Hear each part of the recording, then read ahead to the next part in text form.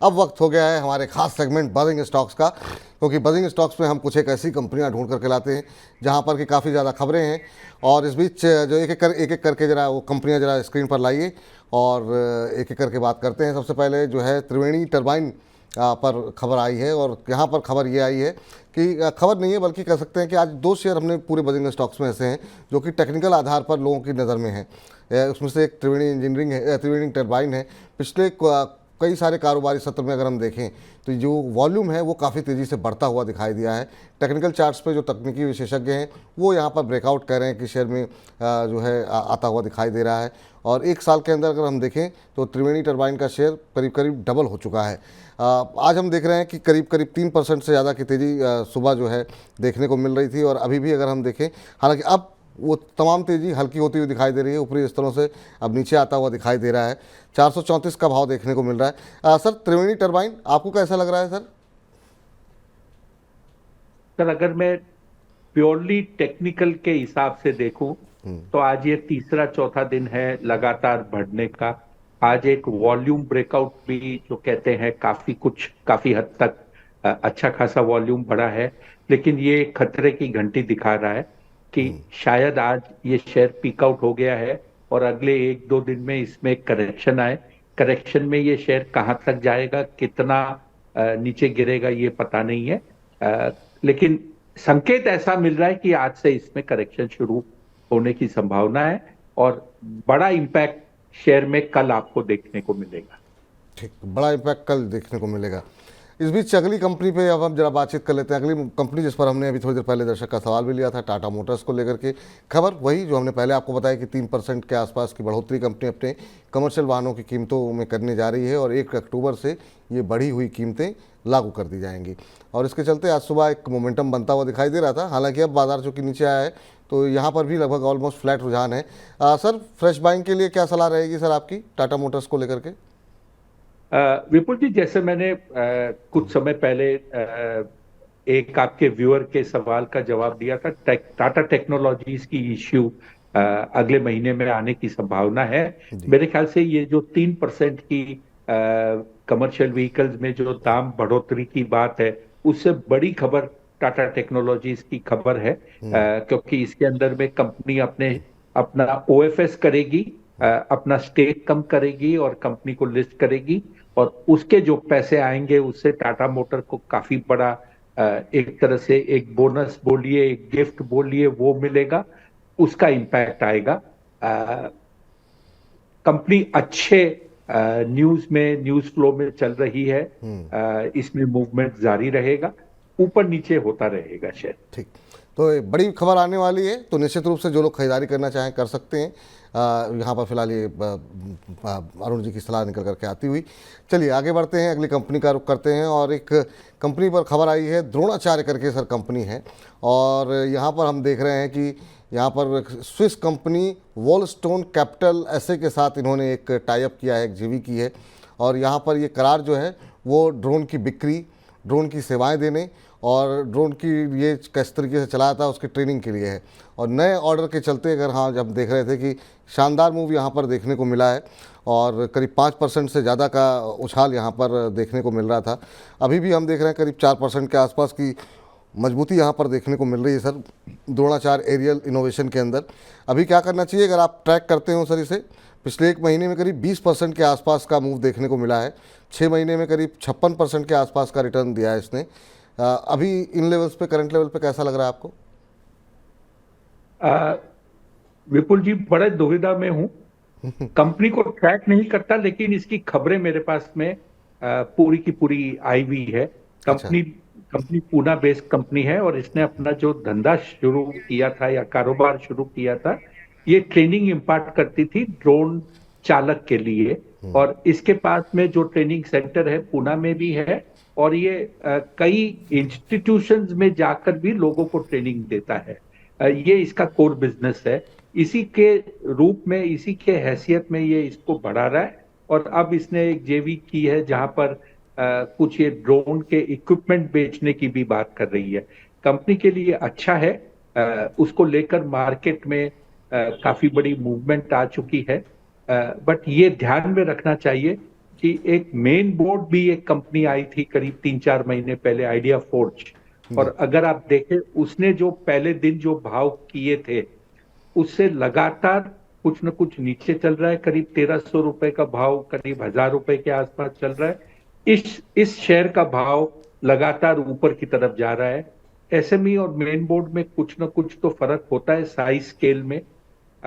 Valuations अब जो है, ये नहीं कहता हूं कि मैं द्रोणाचार्य के वैल्यूएशंस कम है या ज्यादा है, बट कॉशियस होना चाहिए कि जब कोई चीज बहुत ज्यादा बढ़ जाती है तो प्रॉफिट टेकिंग जब आती है तो आपके शेयर बिकते नहीं है।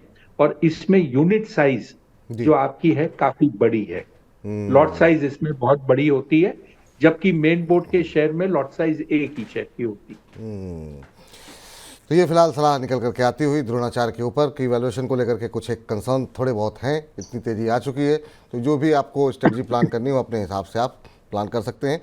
चलिए अगले अगला कंपनी पे बातचीत कर लेते हैं। असाही इंडिया के ऊपर भी आज एक खबर है। हालांकि यहाँ पर भी जो शुरुआती तेज़ी थी वो अब बिल्कुल काफूर होती हुई, वो गायब होती हुई दिखाई दे रही है। यहाँ पर भी सर ये टेक्निकल चार्ट्स पे जो टेक्निकल एनालिस्ट हैं उनके रडार पे आया है शेयर, और यहाँ पर एक ब्रेकआउट देखने को मिल रहा है।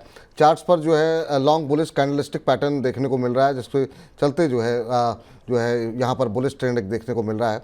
पिछले 5 कारोबारी सत्र में 13%, एक महीने में 28% से ज़्यादा का मूव यहाँ पर ऑलरेडी देखने को मिला है। आज हम देख रहे थे करीब सुबह 1-1.5% के आसपास की रैली थी, अभी हम देख रहे हैं ऑलमोस्ट फ्लैट कामकाज कर रहा है। आपकी सलाह क्या रहेगी असाही इंडिया ग्लास पे? सर, ऐसा लग रहा है कि अपन तेजी के अंतिम जो जो क्षण होते हैं उसमें आ चुके हैं। अब इसमें निवेश करना खतरे से खाली नहीं होगा। और नया निवेश कम से कम निवेशक इसमें न करे, नहीं तो वो शायद आने वाले कई महीनों तक उसके भाव में अटका हुआ या लटका हुआ रहेगा। जी। चलिए अगली कंपनी लेकर के आइए स्क्रीन पर जरा, और उसके बाद फिर हमारे खास सेगमेंट वाह क्या आईपीओ है का भी वक्त तो होने वाला है। तो अगली कंपनी स्क्रीन पर लेकर के आइए जहां पर खबरें हैं, और खबरों के चलते हम देख रहे हैं एक सकारात्मक रुझान देखने को मिल रहा है। बीएल कश्यप, यहाँ पर कंपनी को एक बड़ा ऑर्डर मिला है 167 करोड़ रुपए का, और ये ऑर्डर मिला है दिल्ली इंटरनेशनल एयरपोर्ट से। और नए ऑर्डर मिलने के बाद कंपनी की जो ऑर्डर बुक है अब वो 3000 करोड़ के आंकड़े को पार कर गई है। 3005 करोड़ रुपए कंपनी की टोटल ऑर्डर बुक हो गई है, और इस खबर के चलते आज हम देख रहे थे अच्छा मोमेंटम बनता हुआ यहाँ पर देखने को मिल रहा था। 2% से ज़्यादा की बढ़त शुरुआती कारोबार में देखने को मिल रही थी। सर बीएल कश्यप अगर आप ट्रैक करते हो, क्या स्ट्रेटजी होनी चाहिए अभी? विपुल जी, कंपनी को ट्रैक नहीं करता, लेकिन अगर आप देखें तो जो इंफ्रास्ट्रक्चर में, चाहे वो रोड डेवलपमेंट हो, चाहे वो ब्रिज बनाती हो, या कोई भी कारोबार करती हो, ऐसी कोई कंपनी नहीं है जिसके पास में ऑर्डर बुक 3 साल 4 साल की ऑर्डर नहीं होती। सभी के पास धंधा है, सभी के पास कारोबार है, और सभी का प्रदर्शन अच्छा है। कई शेयरों में आपको मूवमेंट मिलता है, बट ये ध्यान में रखिए कि शॉर्ट टर्म मूवमेंट में अट्रैक्ट होकर फंसना नहीं चाहिए। जब शेयर में ब्रेकआउट आता है तो अगर आप उसको जल्द स्पॉट करते हो तो ही उसमें शॉर्ट टर्म करें, नहीं तो लंबे रेस के घोड़े के हिसाब से ही उसमें निवेश करना चाहिए। और मूव भी काफ़ी शानदार यहाँ पर रहा है। पिछले 6 महीने में करीब 80% के आसपास, और एक साल में 119% से ज़्यादा का रिटर्न यहाँ पर आता हुआ दिखाई दिया है। चलिए अगली कंपनी पे नज़र डालते हैं, और वो है एनबीसीसी। एनबीसीसी पे ऑर्डर की आज खबर थी सुबह, यहाँ पर कंपनी को एक ऑर्डर मिला है। आज अभी भी हम देख रहे हैं करीब 2.25% के आसपास की बढ़त है। खादी एंड विलेज इंडस्ट्रीज़ की तरफ से ऑर्डर मिला है, करीब 150 करोड़ रुपए का ऑर्डर है। ये ऑर्डर मिला हुआ है कि ये जो कंपनी है उसके लिए ऑर्डर जो है ऑफिस बिल्डिंग बनाएगी, साथ ही साथ रेजिडेंशियल कैंपस भी बनाएगी, और भी यहाँ पर कुछ निर्माण कार्य इनको करने हैं, उस रखरखाव का भी जिम्मा मिला है। तो 150 करोड़ रुपए का ये ऑर्डर है, और इस ऑर्डर के चलते आज शेयर में हम देख रहे हैं कि एक मोमेंटम बनता हुआ दिखाई दे रहा है। सुबह हालांकि ज़्यादा बढ़त थी, अभी भी लेकिन 2.25% से ज़्यादा की बढ़त है। सुबह 3% के आसपास की तेज़ी देखने को मिल रही थी।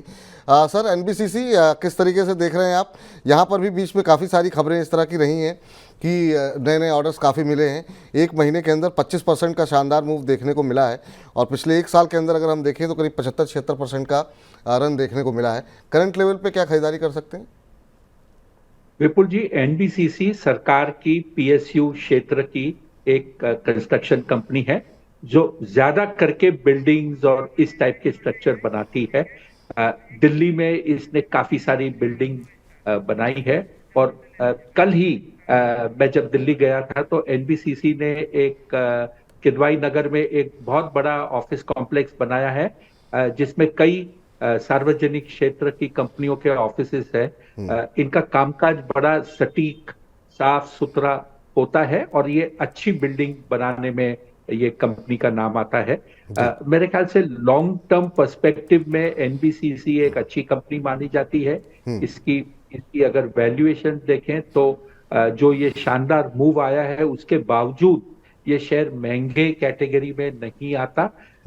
इस कंपनी में निवेश करना हो तो लंबी अवधि के हिसाब से ही कीजिए, शॉर्ट टर्म में इस शेयर में शायद पैसा न बने, ऐसा मेरा मानना है। तो लंबी अवधि के लिए निवेश कर सकते हैं। आज की आखिरी कंपनी डिस्कस करते हैं और उसके बाद हमारा खास सेगमेंट वहाँ के आईपीओ है का वक्त हो चुका है। और आखिरी कंपनी है लेकिन शानदार मूव सबसे ज़्यादा यहाँ पर देखने को मिल रहा है। ब्लू स्टार, यहाँ पर कंपनी ने QIP लॉन्च किया है और रकम जुटाने के लिए QIP आज से लॉन्च हो चुका है। 1000 करोड़ रुपए कंपनी इसके लिए जुटा रही है और जब से इसकी घोषणा हुई है शानदार मूव देखने को मिल रहा है। सुबह करीब 4-5% के आसपास की तेज़ी थी, 8% के आसपास शायद की तेज़ी थी। अब हम देख रहे हैं कि 14% से ज़्यादा की मजबूती है। सर, एक तो अल नीनो ने काफ़ी कमाल कर दिया, अब QIP की भी आ गया है। अल नीनो की वजह से जिस तरीके से तापमान बढ़ा है, एसी की बिक्री काफ़ी बढ़ गई है। आपकी राय बहुत संक्षेप में, उसके बाद फिर हमारे साथ 2-4 मैनेजमेंट भी जुड़ चुकी हैं तो उनसे ही बातचीत करनी है। सर, कंज्यूमर ड्यूरेबल्स की कंपनी है, एसी के क्षेत्र में काम करती है। सब जगह ये देखा जा रहा है कि एल नीनो इस कंपनियों के लिए काफी बड़ा एक एडवांटेजियस काम हुआ है। मेरे ख्याल से QIP के होने के बाद में शेयर में कुछ न कुछ मूव अवश्य आता है, बट ये भी ध्यान में रखिए कि QIP के समय जो प्राइस मूवमेंट आता है जिससे कि ऊंचे दाम में शेयर प्लेस हो जाए, उसके बाद में कुछ समय तक शेयर साइडवेज मूव में चलता है, उसके बाद उसमें नई मूवमेंट आती है।